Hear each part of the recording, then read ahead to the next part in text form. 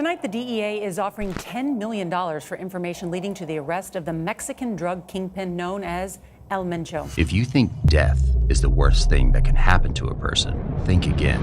If El Mencho wants you to work for him, you have two options. Say yes or be killed. Because the fate that El Cholo suffered at the hands of El Mencho and the CJNG was worse than death. The final days of his life were filled with immeasurable agony. The manner of his demise was sickening, and the details of how he died will make your stomach turn. In fact, it's safe to say that when death eventually came for the man, it was an act of mercy. Who was El Cholo, and what did he do to deserve his terrible fate?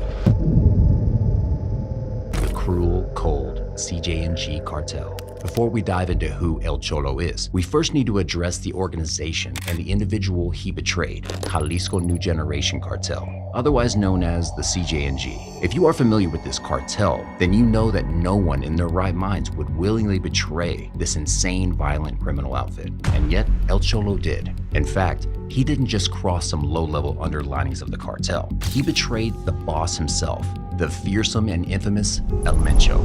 Once again, if you know nothing about this man, then use this as an introduction. El Mencho is the devil, plain and simple. Tú ya sabes con quién traes la bronca.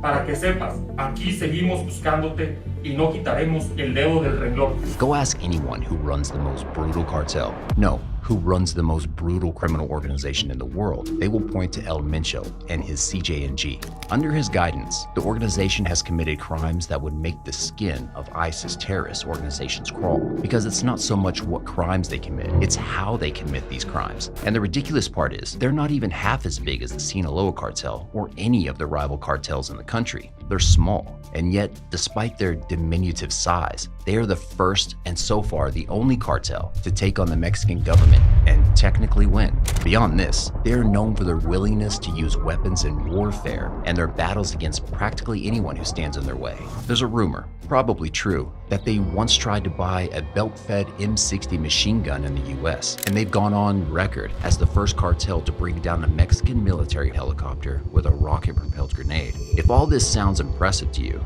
it shouldn't. There's nothing pretty about this cartel, because when you consider how they treat their victims, including the civilians that they kidnap, it will knock the taste out of your mouth. Legend has it that CJNG recruits cannibalize their victims during the initiation process. Children, pregnant women, the elderly, no one is too innocent or too precious to be violated. They've assassinated more government officials than anyone is willing to acknowledge, and there is no doubt that they were behind the assassination of Aristotle Sandoval, the former governor of Jalisco, back in December 2020. All of this chaos, all of this bloodshed, every hit and every kill is sanctioned by El Mencho, the man that El Cholo betrayed, the same man whom, surprisingly, was El Cholo's boss and closest friend. The path to rebellion. El Mencho started from nothing, born into poverty and making a living for himself through grit, determination, and both feet in the drug trade. He wouldn't meet El Cholo until he became a sicario for the now defunct Milenio cartel. At the time, they both protected the drug lord Armando Valencia Cornelio, alias El Maradona. And it was during this time that El Cholo became something of El Mencho's right-hand man. He was there when El Mencho tried to hold the Milenio cartel together as their bosses either got arrested, died violently, or both. El Cholo witnessed El Mencho reorganize the cartel and rename it to the CJNG, filling the gap that the Milenio cartel left. With El Mencho in charge, everyone fell in line. He had a quality that his dead bosses recognized, admired, and employed him for. But it was also the same quality he had used to take some of them out. And it was a quality that would spell a new age of chaos and violence for the state of Mexico. On one hand, El Mencho was materialistic, disciplined, and thoroughly organized. On the other hand, he was violent, brash, and crude with his techniques. It was this unique ability to be those two things at the same time that struck fear of God in the hearts of his enemies. For example, most cartels have the habit of making their victims disappear. The Sinaloa cartel famously had El Pozolero, a stew maker, who, for more than a decade, dissolved thousands of bodies in acid for the Sinaloa cartel, essentially causing tens of thousands of people to disappear. But El Mencho encouraged his cartel to do the exact opposite. Every corpse presented an opportunity for spectacle. Instead of making bodies disappear, they would butcher them and throw them in public streets or hang them from bridges while recording the process. They would then post it on social media for the world to see. El Cholo was at the center of these activities. He knew firsthand what El Mencho was capable of because he was the one who carried out most of his hits for him. In fact, when El Mencho seized power of the CJNG in 2011, he became the boss's personal sicario. And maybe this is why he betrayed him. He had gotten so close to the man in charge that he lost perspective. El Mencho was a hard man, a man who gave answers and expected you to follow without question. But El Cholo was a man with his own ideas. He wasn't a yes man. And it was only a matter of time before those ideas became seeds of rebellion. And in the world of cartels, the wages of rebellion is death.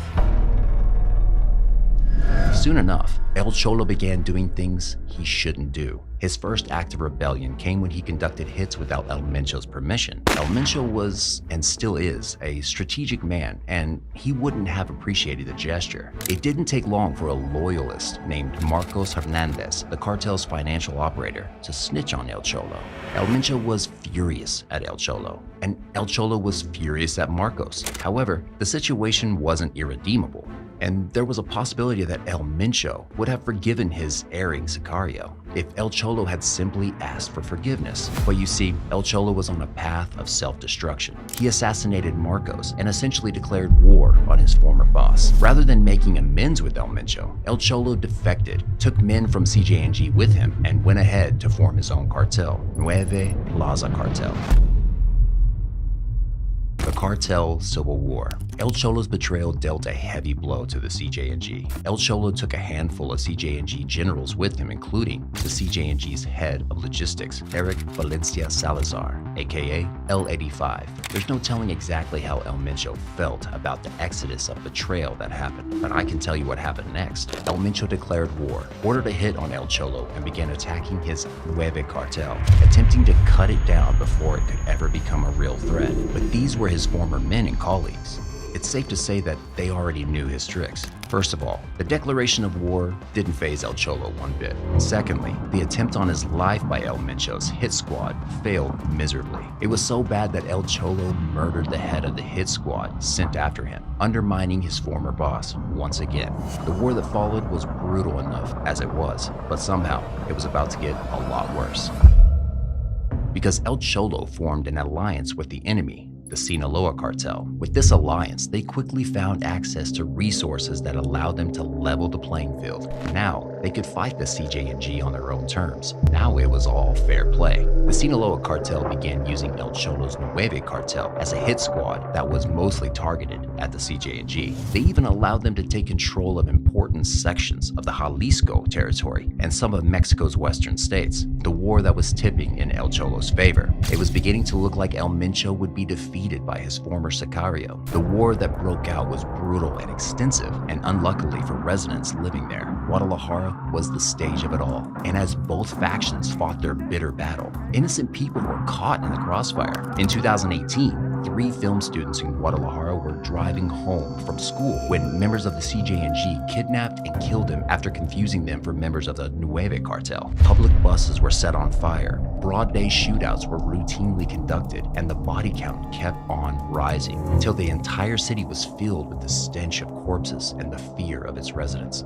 Meanwhile, El Cholo just kept on getting stronger and stronger. Whatever El Mencho was doing was not working. However, just when El Cholo seemed like he had won both the battle and the war, the worst thing happened. On March 18, 2021, El Cholo was captured by armed members of the CJNG on the orders of El Mencho himself. In the video, you can see him sitting calmly flanked on all sides by armed sicarios as he delivers a confession. My name is Carlos Enrique Sanchez Martinez, aka El Cholo. I am originally from Guadalajara, Jalisco. I'm here because I am an enemy of CJNG. I met with Omar Garcia Harfuch in the federal district so that he could give me his backing. This is due to us both being after the CJNG, and he did give me his full support. But he told me that he needed something relevant in return so that I could operate with his support and his people among the city. The Omar Garcia that El Cholo implicated in this confession happened to be the sitting Mexico City police chief at the time. But it didn't end there. El Cholo rounded it off with a warning. Anyone that is still left supporting me, it's best for your own good to just start taking care of your families so that you don't end up like me. No one needs to tell you who wrote the confession, but the message was properly received. The individuals and officials he revealed immediately began to defend themselves. Omar Garcia Harfuch refuted the claims in a tweet. Regarding a video in which a criminal kidnapped by other criminals made comments about me, I reiterate that I will not be distracted by false messages from criminals. My commitment to society is firm. Fight crime to be the last consequences. All of the other public law officers he mentioned in the clip were fired. This was El Cholo's downfall, and he had taken his allies down with him. After this video, the sicarios behind him proceeded to extend his torture over the course of a few days. This is an image of El Cholo before the CJ&G captured him, and this is what he looked like just a few hours into his torture. El Cholo's gruesome death. 2 days. That's how long El Cholo was tortured. It's unclear where the sicario started from, but the common knowledge is that he was kept alive for the full length of those 48 hours while he was pushed into the very edge of what anyone should endure. First, his legs were destroyed. All the bones were broken and shattered into bits. Then, the toes on his feet were chopped to bits, and the toes they missed were grinded. His broken ribs suggested that it had been smashed in. And this is where the whole situation becomes confusing, because no one is sure whether all of this was done before, during, or after his body was savagely slashed and his eyes were gouged out. And did I mention he was also electrocuted? But while everything I just mentioned is incredibly horrifying, none of it comes close to what happened next. Still alive, while still breathing, El Cholo's tongue was clamped in a vise and pulled viciously out of his mouth. It was only after this that he was shot twice in the head. His body, or at least what was left of it, was wrapped in a plastic bag and dropped on a public bench in true CJ&G fashion. So how did the Sinaloa cartel respond? They said nothing, did nothing. What about his cartel, the Nueve cartel, and his buddy Salazar? Same, said nothing, did nothing. El Mencho had promised everyone who betrayed him that he would send a message. El Cholo's death was received by everyone, hand-delivered, unmistakable, clear as day. Since then, no one has dared to cross El Mencho like El Cholo did, and from the looks of it, it seems like no one will anytime soon.